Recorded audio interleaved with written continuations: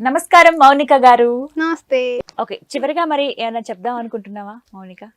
ఇంకా ఈ వేదిక ద్వారా ఇప్పుడు ఆడపిల్లల మ్యాటర్ వచ్చింది కాబట్టి ఒక విషయం చెప్పాలనుకుంటున్నాను నేను.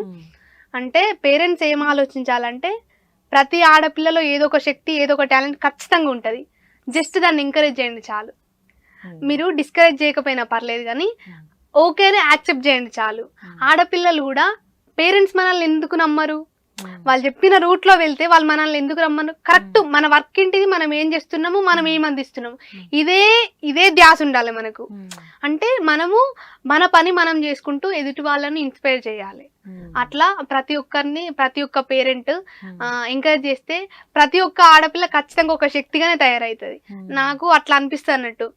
ప్రతి ఆడపిల్ల మంచిగా ఎదగాలి ఏదో ఒక రంగంలో. నాట్ ఓన్లీ ఈ సాంగ్స్ అనే కాదు, ఒక క్రీడలు కావచ్చు, ఈ పాటలు కావచ్చు, ఒక యాక్టింగ్ ఫీల్డ్ కావచ్చు, వాట్ ఎవర్ ఇట్ మేబీ, అది ఏదన్నా కానీ, చదువులో కానీ మీరు ఎంకరేజ్ చేయండి. ఒక థీమ్ పెట్టుకున్నారు ఏంటిదంటే 18 ఏళ్ళు రావాలి, ఓ 10-15 లక్షలు కట్నం సంపాదించాలి, కలసి ఒక దుబాయ్ హోటల్లో ఒక జాబ్ వాళ్ళని చూడాలి, పెళ్లి చేయాలి, గంతే అయిపోయింది. నాకు అంటే ఇది నేను మాట్లాడద్దు నాకు తెలియదు కానీ అమ్మాయి ఇప్పుడు ఒక అబ్బాయికి 18 ఏళ్లలోనే పెళ్లి చేస్తారా? కరెక్ట్ కాదు కదా. అమ్మాయిలను కూడా అంటే వాళ్ళ ఏజ్ లిమిట్ నేను పెంచువని అంటలేను, వాళ్ళు చేరుకునే గోల్స్ ని మీరు కొంచెం అడ్డు రాకండి. చుట్టుపక్కల వాళ్ళు కూడా మీ అమ్మాయి గురించి మీరు ఆలోచించాలి. పక్క అమ్మాయి ఏం చేస్తుంది, పక్క పిల్ల, ఇదంతా కాదు కథ. మీరు మీ అమ్మాయిని మీరు సక్రమంగా చూసుకుంటే పక్క అమ్మాయి ఆమె లైఫ్ ఆమె చూసుకుంటది, మీది మీరు చూసుకోండి ఫస్ట్. అది నాకు అనిపిస్తుంది.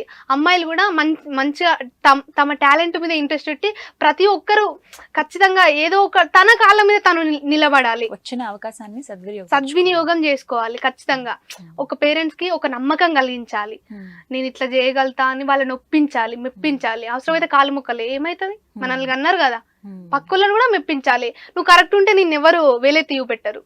అట్లా. కానీ మౌనిక, నువ్వు ఒప్పుకుంటావా, ఏ ఫీల్డ్ అయినా కూడా, మరి ముఖ్యంగా ఈ ఫీల్డ్ ఎంటర్టైన్మెంట్ లో ఉన్నప్పుడు అమ్మాయి మీద ఒక మాట అంటూ ఉంటారు, తప్పుదోవలో వెళ్లే అవకాశాలు ఉంటాయి, అది ఏదో ఒక విషయంలో కావచ్చు, బట్ అది ఏదో ఒక విషయంలో లొంగిపోతూ ఉంటారనో, లేకపోతే ఎక్కడో దగ్గర మాటలు పడాల్సి వస్తుందో అని అంటూ ఉంటారు. ఒక అమ్మాయిగా యాక్సెప్ట్ చేస్తారా? ఇలాంటివి మీరు విన్నారా, ఫేస్ చేశారా ఎప్పుడైనా? వేరే వాళ్ళ విషయంలో విన్నా, కానీ అది కరెక్ట్ కాదు. ఎందుకుంటే మన మన మన మన లిమిట్స్ లో మనం ఉన్నాక ఎదుటివారు మనల్ని ఎందుకు హెరాస్ చేస్తారు, ఎందుకు మన వైపు చూస్తారు? నువ్వు సీరియల్లు నీకు ఎందుకు అడ్డం వస్తారు? నిన్ను చూస్తే ఒక భయం వేసింది అనుకో, అబ్బో ఆ అమ్మాయి ఆమె దగ్గరకు పోదురు అని ఇట్లా ఒక ఇది ఉంటా అన్నట్టు.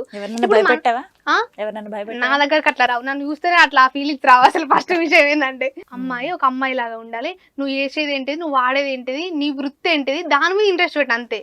చక్కగా ఇటు అటు ఇవన్నీ కథలు బందే. జస్ట్ నీకు ఏం కావాలో అది అది అది అందించాలి, సీదా అంతే. అదే ముచ్చటగా అంతే. పక్కోళ్ళు కూడా కొంచెం కొంచెం తగ్గించుకుంటే ఏమైతుంది? అంత ఓర్వలేనితనం ఎందుకు నీకు? ఒక పక్క ఆడపిల్ల ఎదుగుతా అంత ఈర్ష ఎందుకు ఉంటది అసలు? నాకైతే అంత గలీజ్ అనిపిస్తుంది అసలు ఈ ముచ్చట్లు. అసలు పిల్ల పాటలు పావడం అవసరమా, అంతా ఇటు పోవడం అవసరమా, గింత రాత్రి అవసరమా? నీకెందుకు? నీకేం నొప్పి అసలు? నీకేమైతుంది? నీ పిల్లని కూడా తయారయ్యట్లా. ఇంట్లో ఉండి మరి పిల్ల చదువుకుంటలేదు, ఏం చేస్తలేదు, ఆ ఇంట్లో ఎన్ని కథలు చేస్తుంది నీకు తెలుసా? అట్లా టాలెంట్ ఉన్న వాళ్ళని ఎంకరేజ్ చేయాలి. అట్లని ఆడపిల్లలు అందరూ వేస్ట్ అంటలేను, అందరు కరెక్ట్ అంటేను.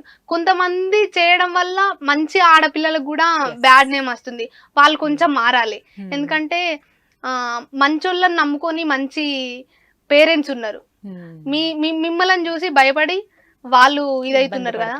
అట్లా మీరు కొంచెం వేరే లెవెల్లో చూసుకొని వీళ్ళని కొంచెం ఎంకరేజ్ చేయండి. అది నా బాధ. 21. 21 ఏళ్ళకి ఎంతో లైఫ్ చూసిన అమ్మాయిలాగా మాట్లాడుతున్నా. అంటే నాకు ఎట్లా అంటే సమాజం మీద ఎందుకు నేను ఎక్కువ అబ్జర్వ్ చేస్తా, అన్ని విషయాలు ఎక్కువ మాట్లాడతా, ఎక్కువ అబ్జర్వ్ చేస్తా. అట్లా ఇంట్రెస్ట్ అన్నమాట అంతే. నాకు ఒకటే అక్క, ఇట్లా అంటే ఆడపిల్లల్ని ఎంకరేజ్ చేయాలి. అది ఏ ఫీల్డ్ అయినా సరే. ఇప్పుడు మన ఫీల్డ్ అని అంటారు, వేరే ఫీల్డ్ ఈ కష్టాలు ఉండయా?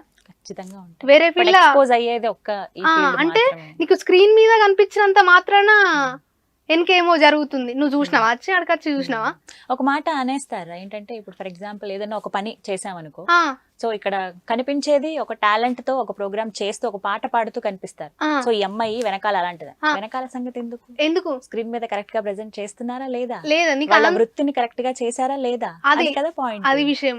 కానీ మన ఫీల్డ్ లో కూడా కొంత, అంటే ఈ విషయం చెప్పాలో చెప్పదు నాకు తెలియదు, కొంచెం మంచిగా ఉండాలి. అంటే ఫీల్డ్ లో అందరు అమ్మాయిలు వేరే వేరే వాటిపైన ఇంట్రెస్ట్ చూపెట్టద్దు. చూపెట్టినా కానీ బయటకి ఎక్స్పోజ్ కానివద్దు. నా ఉద్దేశం ఏంటిదంటే బయటకి అట్లా కనబడేది. ఎందుకంటే మీలాంటి వాళ్ళ వల్ల మంచి అమ్మాయిల వాళ్ళది కూడా ఇట్లా బాధపడుతున్నారు అన్నమాట.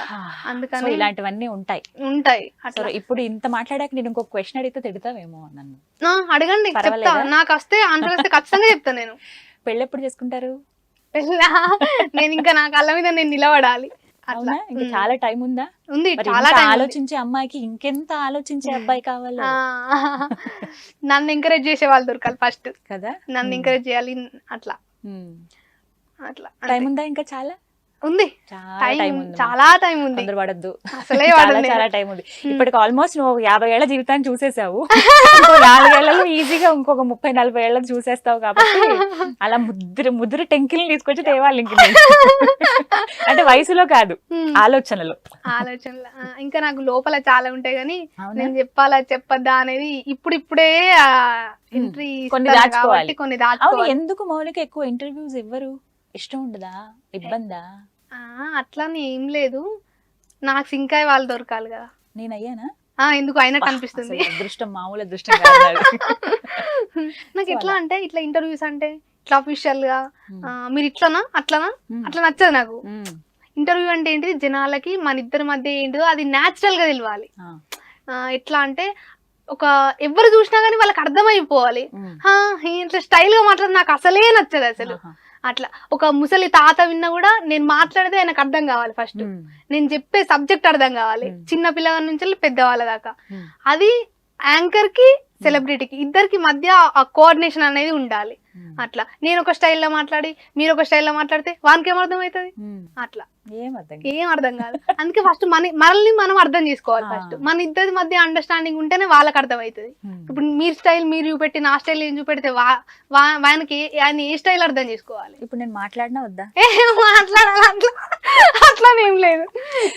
ఎప్పుడైనా చేద్దాం అనిపించిందా యాంకరింగ్? అనిపిస్తుంది నాకు, అది కూడా ఇంట్రెస్టే. ఇప్పుడు నేను ఇస్తాను, తీసుకో ఛాన్స్. చెయ్యి నన్ను యాంకరింగ్ చెయ్యి, నువ్వు అవకాశం ఇచ్చాను నేను. అమ్మో నేనా? హాయ్ అండి, అందరికీ నమస్తే. నేను మీ సింగర్ మామూలు మౌనిక. ఈ రోజు మనం ఎక్కడున్నాం? సుమన్ టీవీ ఆఫీస్ లో ఉన్నాము, సుమన్ టీవీ స్టూడియోలో ఉన్నాము. మన దగ్గరికి ఒక అక్క వచ్చిర్రు. పేరు, మీ పేరు చెప్పండి. ఎప్పుడు తెలుసా నాకు ఈ కర్మ ఏమిటో కానీ ఇంటర్వ్యూ చేయమని అడిగేస్తాను, యాంకర్ మీరే అని చెప్పేస్తాను. ఇక్కడి వరకు బానే ఉంటది నాకు. ఇక్కడ నుంచి నాకు వైబ్రేషన్ తెలిసిపోద్ది. ఎలాగో వీళ్ళకి నా పేరు తెలియదు, నా పేరు ఖచ్చితంగా అడుగుతారు. గీతాంజలి. సో గీతాంజలి అక్క గారు మన దగ్గర ఉన్నారు. సో వాళ్ళ గురించి మనం తెలుసుకుందాం, మన భాషలో మనం తెలుసుకుందాం. మీరు ఏం చేస్తారు? మాట్లాడతారు. దేని గురించి మాట్లాడతారు? ఎక్కువ దేని గురించి మాట్లాడతాను. అంతేనా? సో గీతాంజలి అక్క గారు మనతో ఉన్నారు.